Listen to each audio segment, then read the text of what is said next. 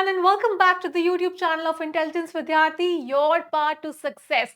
तो आज है क्लास नंबर 4 ऑफ टेंसेस.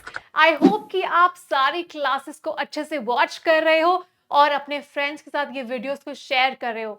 अगर आप चैनल पर नए हो, आपने चैनल को सब्सक्राइब नहीं किया है तो प्लीज चैनल को सब्सक्राइब करिए और बेल आइकन को प्रेस करिए ताकि आप कोई भी इंपॉर्टेंट नोटिफिकेशंस मिस ना करें. तो ये सीरीज चलेगी हमारी 12 दिन, मतलब 12 क्लासेस होंगी टेंसेस की. तो लास्ट क्लास में हमने बात करी थी प्रेजेंट परफेक्ट टेंस की. आज हम सीखने वाले हैं प्रेजेंट परफेक्ट कंटिन्यूअस टेंस. तो present perfect continuous tense start करने से पहले जल्दी से प्रेजेंट परफेक्ट टेंस रिवाइज कर लेते हैं. तो प्रेजेंट परफेक्ट टेंस कौन सा टेंस होता है? Present perfect tense is used to express a past event. कोई इवेंट जो पहले हो चुका है, that has consequences in the present. चुका है, चुकी है, चुके हैं, मैंने आपको बताया था हम इनका यूज करते हैं प्रेजेंट परफेक्ट टेंस में. तो इनका कहीं ना कहीं रिलेशन होता है, कोई पास्ट इवेंट का कनेक्शन होता है प्रेजेंट इवेंट के साथ. और इसका स्ट्रक्चर क्या होता है? पहले आता है हमारा सब्जेक्ट, फिर आता है हमारा ऑक्सिलरी वर्ब. ऑक्सिलरी वर्ब हम एक यूज करेंगे, या तो हम हैव यूज करेंगे या फिर हम हैज यूज करेंगे. फिर आता है हमारा main verbs, past participle form. Past participle form मैंने आपको बताया था वर्ब की थर्ड फॉर्म होती है. प्लस आता है हमारा ऑब्जेक्ट. तो यहाँ पे एक जल्दी से एग्जांपल देख लेते हैं. I have written several blogs on this topic. तो मान लो आपको ऑफिस में कोई टॉपिक मिला है जिस पर आपको ब्लॉग लिखना है, तो आप बोलोगे I have written several blogs on this topic. मतलब आप इस टॉपिक पर पहले भी ब्लॉग्स लिख चुके हो. तो इसका कहीं ना कहीं कनेक्शन है, पास्ट का कनेक्शन है प्रेजेंट के साथ. तो ये होती है हमारी प्रेजेंट परफेक्ट टेंस. तो अब बात करते हैं प्रेजेंट परफेक्ट कंटिन्यूअस टेंस की. प्रेजेंट परफेक्ट कंटिन्यूअस टेंस होता क्या है? तो एनी एक्शन, कोई भी एक्शन या कोई भी activity, and any action or activity started in the past, जो past में start हुई, and is continuing, जो in continuation है, past में start हुई but अभी भी वो चल रही है, वो रुकी नहीं है, is characterized as present perfect continuous tense. फिर से सुन लो. any action, any activity, any event जो start तो past में हुआ था but अभी भी वो continue कर रहा है, in the present also it is continued. तो उन सेंटेंसेस को, उन एक्शंस को हम कैरेक्टराइज करते हैं into present perfect continuous tense. तो स्ट्रक्चर क्या है इसका? पहले आता है हमारा सब्जेक्ट. तो यहाँ पे सब्जेक्ट आ गया आई प्लस ऑक्सिलरी वर्ब हैव या हैज. कौन सा ऑक्सिलरी वर्ब यूज करते हैं हम? या तो हम हैव यूज करेंगे या फिर हम हैज यूज करेंगे. प्लस उसके बाद आता है बीन. सो हैज बीन या हैव बीन का यूज करते हैं हम प्रेजेंट परफेक्ट कंटिन्यूअस टेंस में. प्लस मेन वर्ब, वर्ब की फर्स्ट फॉर्म प्लस आईएनजी. तो मेन वर्ब में या बेस वर्ब में हम ऐड कर देते हैं आईएनजी. प्लस आता है हमारा ऑब्जेक्ट, प्लस फॉर या फिर सिंस का यूज करते हैं हम. प्लस पीरियड या पॉइंट ऑफ टाइम. तो इसको एग्जाम्पल से देख लेते हैं. I have been teaching English for 10 years. यहाँ पे for भी आ गया, तो हमने देखा कि for आता है या फिर since आता है जब हम समय की बात करते हैं, हम टाइम की बात करते हैं. for 10 years, 10 साल. I have been teaching English for 10 years. इसका मतलब ये है कि मैं पहले भी इंग्लिश पढ़ा रही थी, मैं अभी भी इंग्लिश पढ़ा रही हूँ. तो ये एक्शन जो है पास्ट में स्टार्ट हुआ था और अभी तक प्रेजेंट में भी चल रहा है. सो आई यहाँ पे हमारा सब्जेक्ट है, प्लस हमने ऑक्सिलरी वर्ब यूज करा हैव. हैव क्यों यूज किया हमने? बिकॉज आई के साथ हम हैव यूज करते हैं. कौन सा ऑक्सिलरी वर्ब आता है आई के साथ? हैव आता है. हैव एक फर्स्ट फॉर्म, जब फर्स्ट पर्सन बात करते, जैसे मैं हूं तो मैं अपने लिए यूज करूंगी आई. ठीक है, तो ये सिंगुलर सब्जेक्ट है बट इसके साथ हम यूज करते हैं हैव. हम आई हैज नहीं बोलते, हम आई हैव बोलते हैं. उसके बाद हमने लगाया बीन, प्लस बीन आ गया. मेन वर्ब क्या है? टीचिंग. फिर आता है इंग्लिश. तो क्या पढ़ा रही हूं मैं 10 साल से? इंग्लिश पढ़ा रही हूं for 10 years. Period of time भी आ गया आपके पास. तो ये है हमारा बेसिक स्ट्रक्चर. तो फ्रेंड्स याद रखना, प्रेजेंट परफेक्ट कंटिन्यूअस टेंस में वो वाले इवेंट्स, वो वाले एक्शंस, वो वाली एक्टिविटीज भी आती हैं जो हाल ही में शुरू हुई थी, मतलब जिनको शुरू हुए बहुत ज्यादा समय नहीं हुआ है, पर हमारे लिए वो पास्ट है। तो पास्ट में शुरू हुई बट अभी प्रेजेंट में वो कंटिन्यू कर रही है, वो रुकी नहीं है, वो चल रही है। तो यहाँ पे स्ट्रक्चर को अच्छे से समझ लेते हैं। सब्जेक्ट, पॉजिटिव सेंटेंस की बात करें मतलब सकारात्मक वाक्य, पहले आता है हमारा सब्जेक्ट, फिर आता है हमारा ऑक्सिलरी वर्ब। ऑक्सिलरी वर्ब कौन सा आता है, हैज आता है या फिर हैव आता है, ये अकॉर्डिंग टू द सब्जेक्ट आएगा। प्लूरल सब्जेक्ट है या फिर सिंगुलर सब्जेक्ट है, ये आपको देखना पड़ेगा। प्लस हम लगाएंगे बीन, फिर आता है हमारा मेन वर्ब। मेन वर्ब मतलब यहाँ पे बेस वर्ब, वर्ब की फर्स्ट फॉर्म, प्लस ऑब्जेक्ट, फिर हम ऐड करते हैं फॉर या सिंस, प्लस पीरियड या पॉइंट ऑफ टाइम, जैसे I have been studying for 3 hours। So यहां पे मैंने सब्जेक्ट ले लिया आई, मैंने ऑक्सिलरी वर्ब ऐड किया हैव, क्योंकि आई के साथ हम हैव का यूज करते हैं।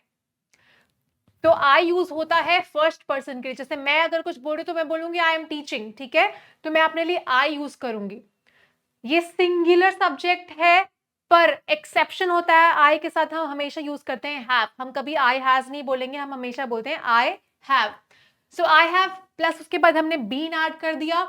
स्टडी क्या है, वर्ब की first form, base form, plus हमने ऐड कर दिया आईएनजी फॉर 3 hours, तो हमने यहाँ टाइम भी बता दिया, ड्यूरेशन बता दिया।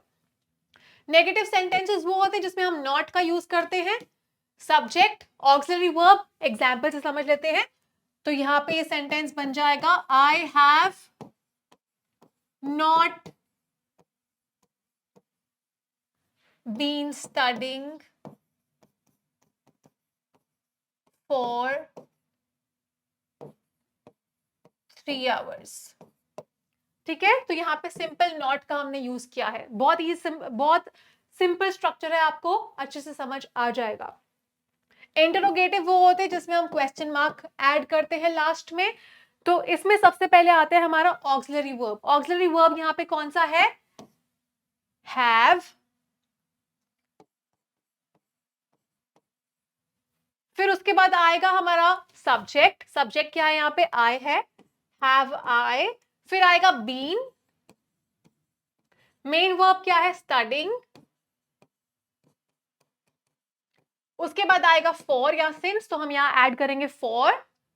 टाइम क्या है, 3 hours, और यहाँ आएगा क्वेश्चन मार्क। एक बार फिर से रिवाइज कर लेते हैं कि आपको हैव कब यूज करना है और हैज कब यूज करना है। तो हम कभी शी हैव नहीं बोलेंगे, हम बोलते हैं she has.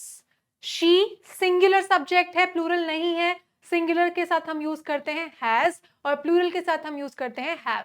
You have, you के साथ हम हैव यूज करते हैं, दे के साथ हम यूज करते हैं हैव, वी के साथ हम यूज करते हैं हैव।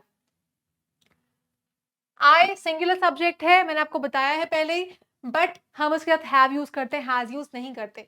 शी के साथ हम यूज करते हैं हैज, ही के साथ हम यूज करते हैं हैज, इट के साथ हम यूज करते हैं has. So she has, he has, it has. अब यहाँ पे कुछ और एग्जांपल्स हैं positive sentences. I have been reading, I have been reading मतलब मैं पहले भी रीड कर रही थी और मैं अभी भी रीड कर रही हूँ। I have not been reading, have I been reading, interrogative होगा हैव आई बीन रीडिंग, तो यहाँ पे क्वेश्चन मार्क आ जाएगा। नेक्स्ट एग्जाम्पल है she has been living there, मतलब वो पहले भी वहां पे रह रही थी और अभी भी वहां पे रह रही है। तो ये एक्शन पास में स्टार्ट हुआ था बट ये कंटिन्यूएशन में चल रहा है, प्रेजेंट में भी ये चल रहा है। She has not been living there, ये नेगेटिव सेंटेंस हो जाएगा और इंटरोगेटिव हो जाएगा has she been living there. Next है वी हैव बीन टॉकिंग, मतलब हम पहले भी बात कर रहे थे और हम अभी भी बात कर रहे हैं। तो ये एक्शन पास में स्टार्ट हुआ बट प्रेजेंट में भी कंटिन्यू हो रहा है। यहाँ पे आप ध्यान से देखेंगे तो आईएनजी भी है। So we have been talking, verb की first form, talk base form plus ING, और यहाँ पे वी प्लूरल है, मतलब मैं और मेरे साथ कोई और है, मैं साथ में बात कर रही हूं, मैं बोल रही हूं वी, हम। सो प्लूरल है तो आएगा have, so we have been talking. Negative होगा we have not been talking, मतलब हम पहले भी बात नहीं कर रहे थे और हम अभी भी बात नहीं कर रहे हैं। इंटरोगेटिव हो जाएगा have we been talking. Present perfect continuous tense में भी हम सिंस और फॉर का यूज करते हैं। तो फॉर का हम यूज तब करते हैं जब हम पीरियड ऑफ टाइम बताते हैं। पीरियड ऑफ टाइम जो है 2 मंथ्स भी हो सकता है, 1 ईयर भी हो सकता है, 10 ईयर्स भी हो सकता है। जैसे they have been working on the project for 2 months, इसका मतलब ये है कि वो 2 महीने से इस प्रोजेक्ट पर काम कर रहे हैं। तो ये जो एक्शन है कंटिन्यूएशन में चल रहा है। तो यहाँ पे मैं चेंज करके 1 ईयर भी कर सकती हूँ, ठीक है।